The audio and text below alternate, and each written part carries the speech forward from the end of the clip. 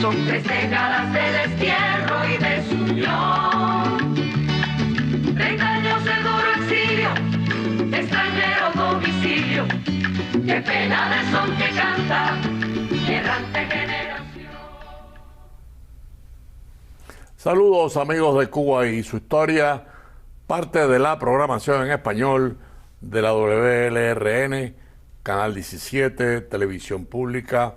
Mi nombre es Alberto Müller. En el día de hoy, Cuba y su historia va a honrar la memoria de un cubano que, por supuesto, por sus méritos, pudo hasta ser presidente de Cuba.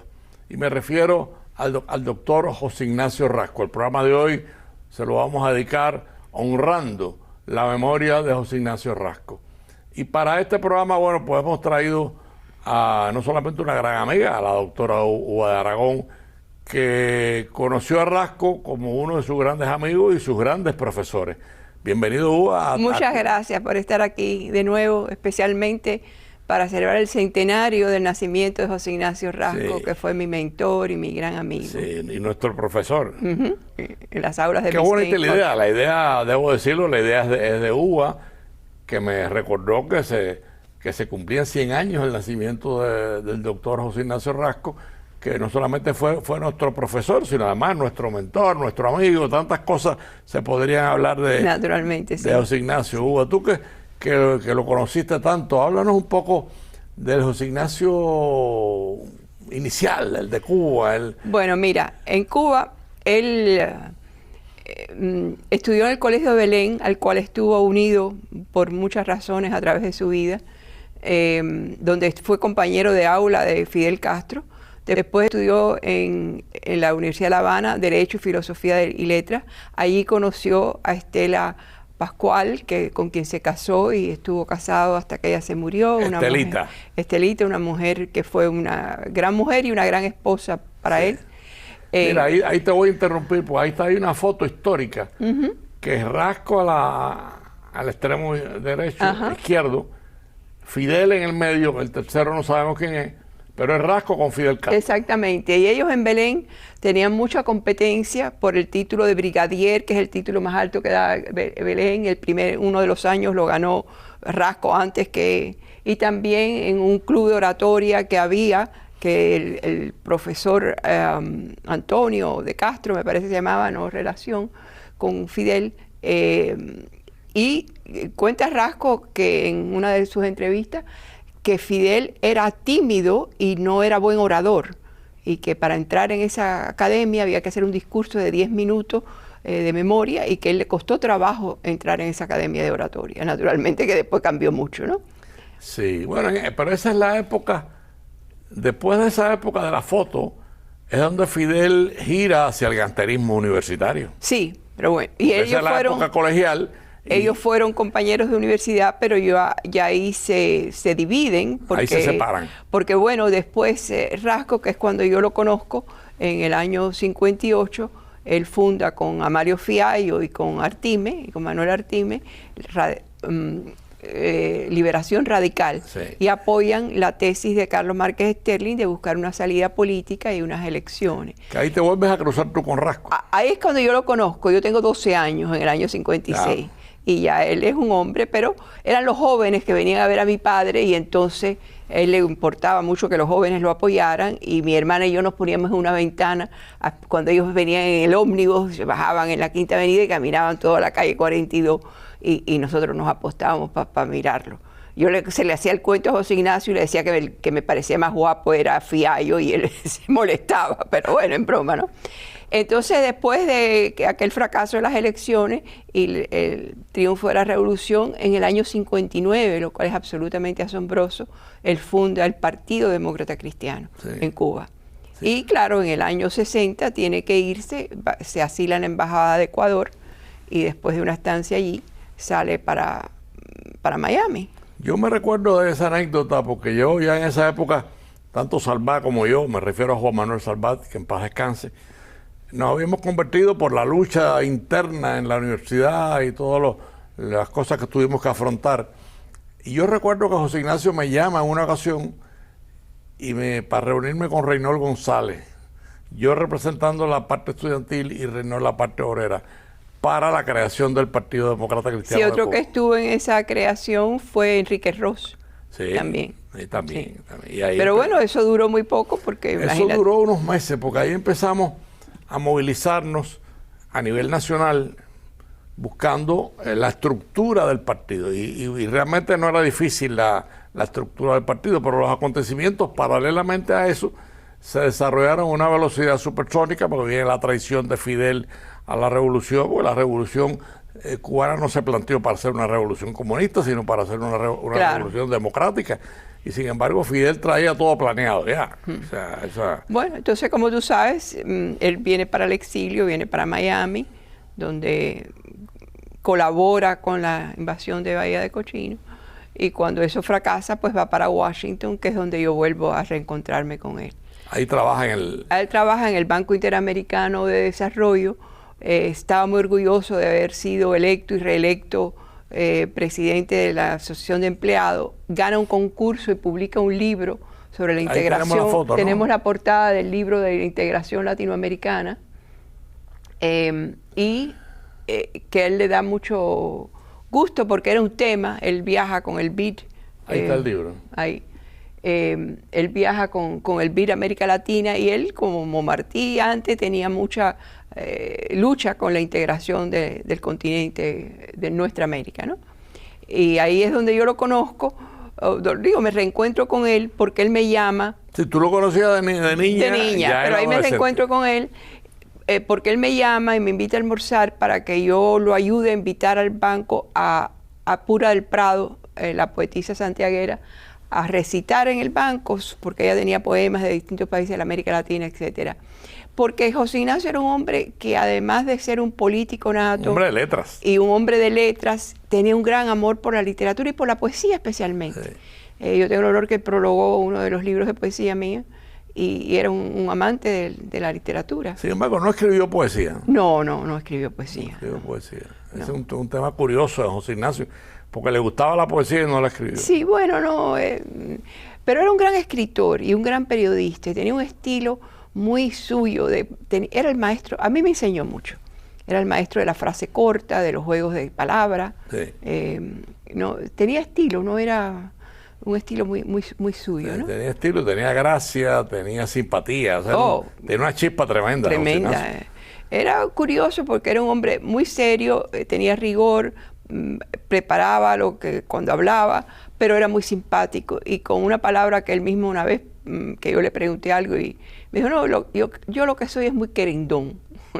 La palabra se me ha quedado porque recuerdo el momento que él, describiéndose a sí mismo, dijo esa palabra. Sí, realmente lo era. Lo era, sí, era un hombre, y las reuniones en su casa eran de una generosidad proverbial, la cantidad de comida. Era un hombre, tenía una familia grande, varios hermanos, sobrinos, y bueno, y aquí en Miami hizo mucho. ¿Y cuándo es cuando él crea el Instituto Maritain? ¿Ya en el 90? En el 83. Mira tú. En el 83. Sí, en Miami, mira, juntos participamos en la Junta Patriótica Cubana, y todas estas organizaciones para él eran vehículos para luchar por Cuba y para promover la cultura cubana y la cultura latinoamericana y la cultura democristiana o cristiana. Hay una foto de grupo que es muy interesante. Sí, esa foto, a ver si... Que es la que está con... Ahí sí, está. Eso fue en la Universidad de Rutgers en New Jersey.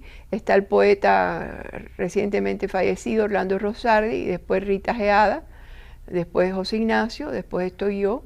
Rita y yo somos las únicas que estamos. Y después Reinaldo Arenas. Después Reinaldo Arenas. Una foto histórica. Sí, esa es una foto muy linda. Pero nosotros fuimos a muchos viajes juntos, los congresos de intelectuales cubanos que empezaron en París en el 79, y después hubo en Nueva York, en Madrid, en Venezuela. Yo fui también con ella, una de las fundadoras del Instituto Jacques Maritain. Para eso no viajamos. Bueno, sí, para eso fuimos a Princeton, donde estaba la Asociación Americana, un congreso sobre Maritain. Y aquí, como te digo, estuvo en la Junta Patriótica, fundó el Instituto Jacques Maritain, también la Editorial Cubana, que publicó muchos clásicos de la literatura cubana.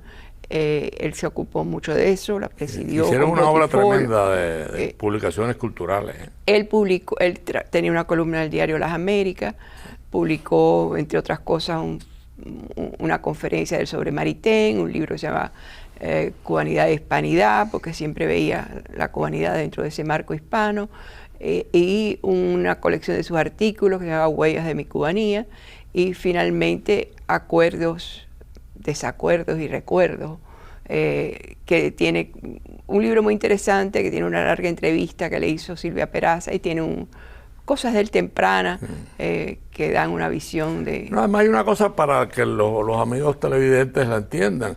Jacques Maritain es uno de los filósofos cristianos más importantes de la época, y por eso José Ignacio crea en Miami el Instituto Jacques Maritain. No, indudablemente una que hizo una labor tremenda en Miami, realmente. Una labor cultural, se hicieron muchos ciclos de conferencias sobre, por ejemplo, las distintas corrientes políticas del siglo XX, sobre distintas figuras latinoamericanas, sobre las mujeres cubanas.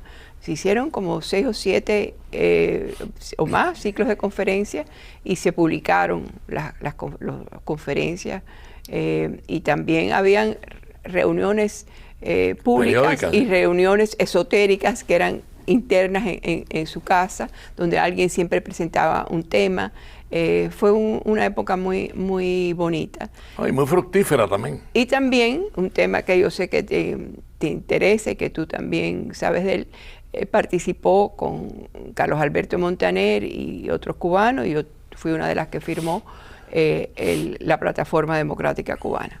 Sí, sobre eso, que no vamos a tener tiempo hoy de desarrollar el tema, pero sí le prometemos a los amigos televidentes con la doctora Uva de Aragón un próximo programa ya para el nuevo año del 2026 sobre la Plataforma Democrática Cubana. ¿Por qué?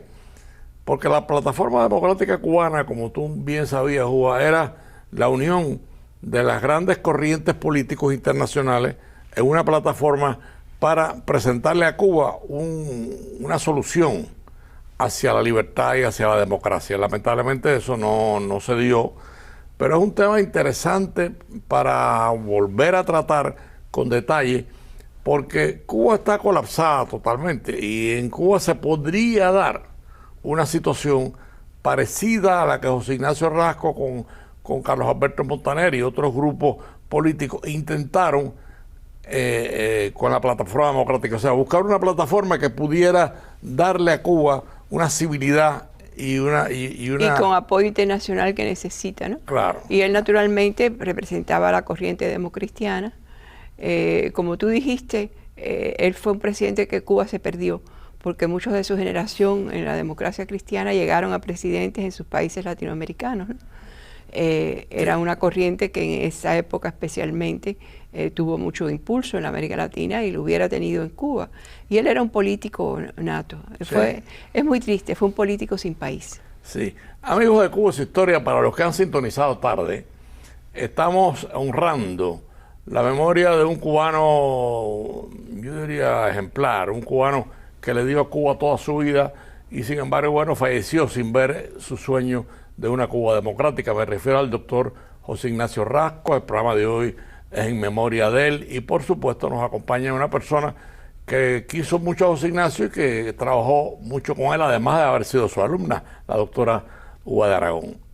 Gracias, de veras que a mí me es un gran gusto en este centenario del nacimiento de Rasco, que tuve el gusto, nació 1 de septiembre del 25, de celebrar muchos cumpleaños de él en su casa, le hacía unas grandes fiestas y hacía barbacoas y tenía un familión de sobrinos y bueno, su hijo Joe, que es alcalde de Key Biscayne, y su hija María y sus nietos, muchos de ellos belenimitas, creo que hasta un bisnieto está en Belén. Una cosa que llama la atención, que por cierto nos gustaría poner la foto otra vez, José Ignacio se las arreglaba, no me pregunta cómo. Cada vez que Fidel iba a alguna conferencia internacional, ahí aparecía José Ignacio a criticar a Fidel, a pedirle democracia. Bueno, hay una anécdota muy famosa en Sevilla, cuando él se cuela en el pabellón de Cuba, Sí. y se encuentra a Fidel, y por lo que tengo entendido era un... Donde está Fidel con Rasco, que está jovencito. El lugar era como redondo así, tenía varios, como una rotonda, y él Ahí está la foto, mira. Sí, ahí está. Y quiero recordar la foto porque estábamos hablando de cómo José Ignacio, cada vez que Fidel iba a alguna conferencia internacional, José Ignacio se las arreglaba para atravesarse a Fidel y preguntarle y discutir. No, y él hacía el cuento que Fidel le había tocado así con el dedo en la barriga, y le decía, oye, Rasquito, Rasquito. Y que él le decía, oye, Fidel, tienes que hacer elecciones, tienes que hacer un plebiscito, eso no puede seguir, qué sé yo. Y entonces Fidel se fue alejando, eso fue en el pabellón de Cuba en Sevilla, y él estaba como en otro piso más arriba, y él le seguía gritando, oye, elecciones. Eso fue más o menos cuando había caído ya la Unión Soviética, a principios de los 90, hasta que los guardaespaldas de Fidel lo agarraron por los brazos, lo sacaron de allí, lo tiraron para el suelo afuera. Ya él era un hombre, no era joven, y salió todo magullado de allí, porque le dieron golpe. Lo sacaron, Pero lo tiraron. ¿cómo se la arreglaba José Ignacio para aparecer? Mira, te voy a explicar. Yo fui una vez con él al Parlamento Europeo, y fuimos desde Madrid, después del Congreso de Intelectuales. Y él me dijo, ¿tú tienes un traje de chaqueta? Digo, sí. ¿Y tú tienes una maletica? Digo, sí. Bueno, estate aquí a las 8 de la mañana con tu traje de chaqueta y qué sé yo, sé cuándo. Vamos al Parlamento. Y dice, tú no hables, tú sígueme. Y en un momento que se entraban unos niños, qué sé yo, entramos y él le dijo al guardia, ella viene conmigo. Y siguió, y yo seguí atrás, y seguimos. Tan rápido fue que nadie nos paró. Dice, bueno, ahora no podemos salir de aquí porque no nos van a poder dejar entrar. Y entonces había una delegación de Cuba, y ahí hicimos una conferencia de prensa. Dimos lata como tú no tienes idea. Y así fue como entramos, y le dijo, ella viene conmigo. Y tenía una personalidad tan arrolladora que la gente no le cuestionaba. Sí, no, Se colaba, se colaba. Era incansable, ¿eh? Era incansable, tenía mucha energía. Vaya, José Ignacio, mucho amor por Cuba, dio un ejemplo de cubanía que estamos intentando recordarlo hoy a los 100 años de su nacimiento, pero no es fácil.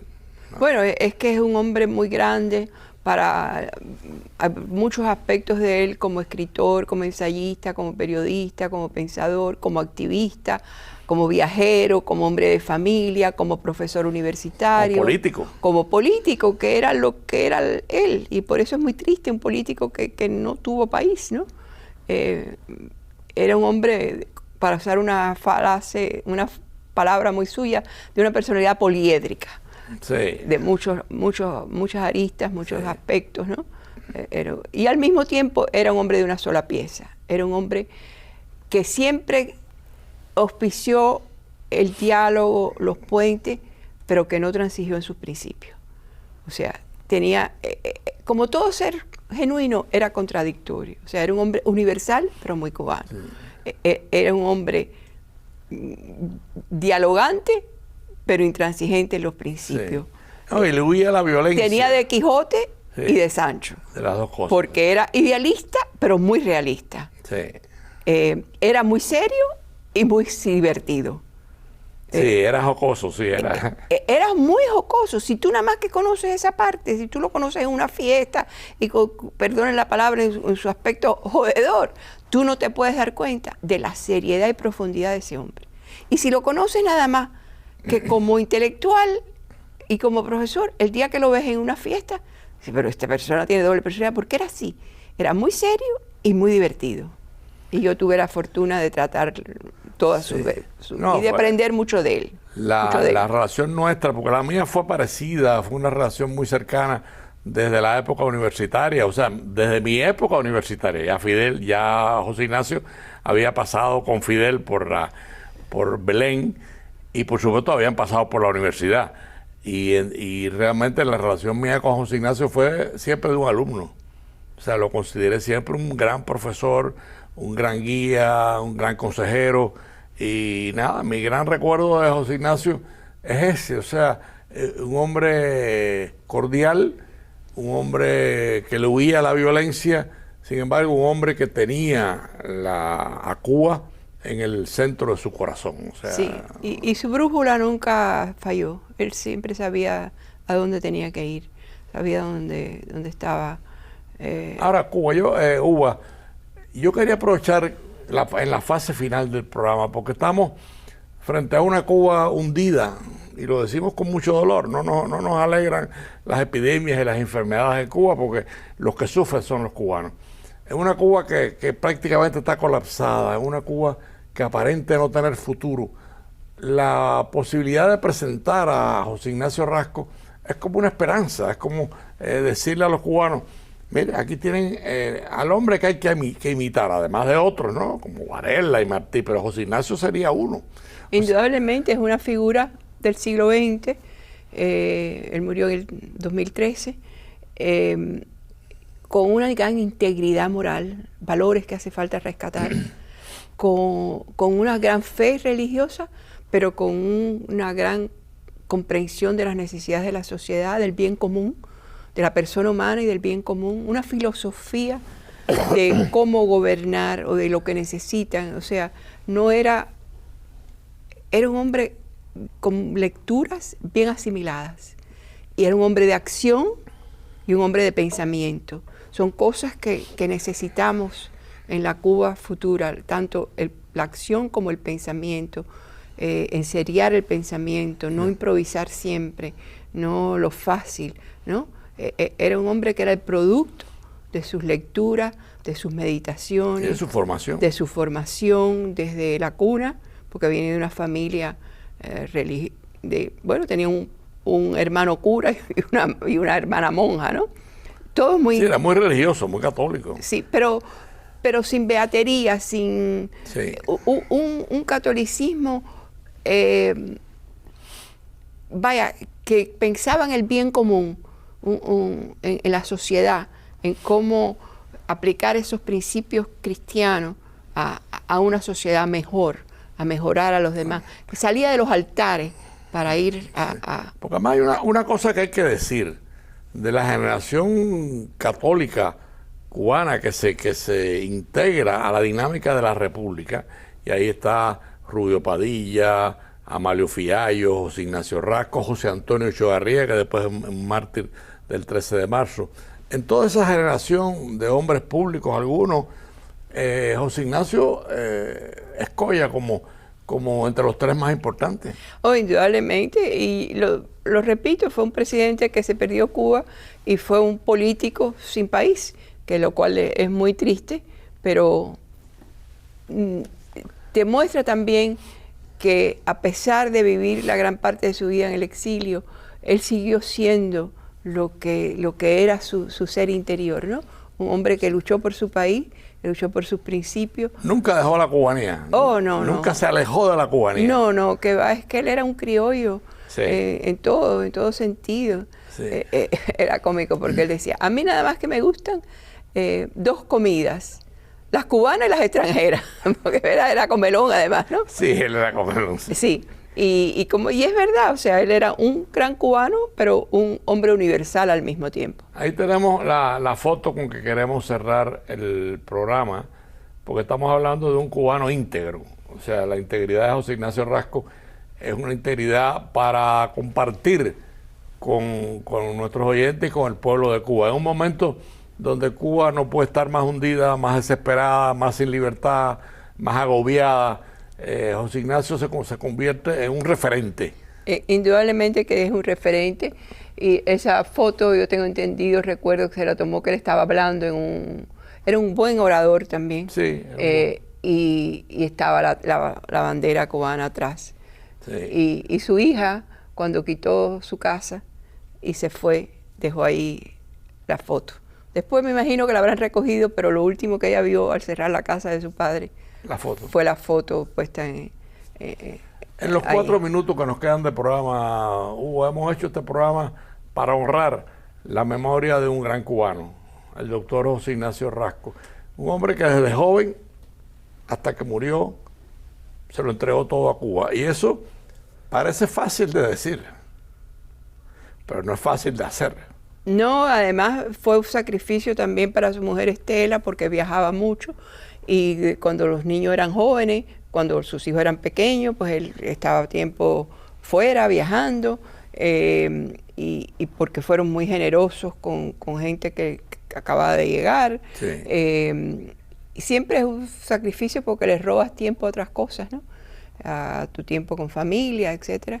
Pero yo creo que además él no solo le dedicó mucho tiempo a Cuba, sino que creó discípulos, creó grupos de amigos, entusiasmó a otra gente, aunó voluntades, esa es la frase que buscaba, aunó voluntades para luchar por Cuba, y cuando ya no se podía luchar mucho por Cuba, por la cultura cubana, porque era y colocar esa cultura dentro de un marco cristiano y dentro de un marco universal. O sea, el Instituto Jacques Maritain es una forma de hacer eso, de colocar la cultura cubana dentro de una cultura más amplia y dentro de una cultura de pensamiento neotomista cristiano. Yo quería añadir algo muy rápido, porque estamos ya en la fase final del programa. Yo recuerdo el exilio primerizo de los cubanos en Miami, no es el exilio de ahora, oh, no. Que es un exilio rico y lleno de abundancia, no.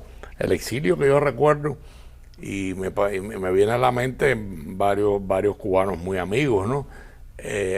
Había que buscar todos los días un lugar para almorzar, porque primero no teníamos dinero para ir al restaurante. Y entonces había algunas casas que siempre había almuerzo. Yo recuerdo la casa de Héctor y Graciela, que eran unos primos nuestros. Ahí siempre había almuerzo. Y la otra era la de José Ignacio y Estelita.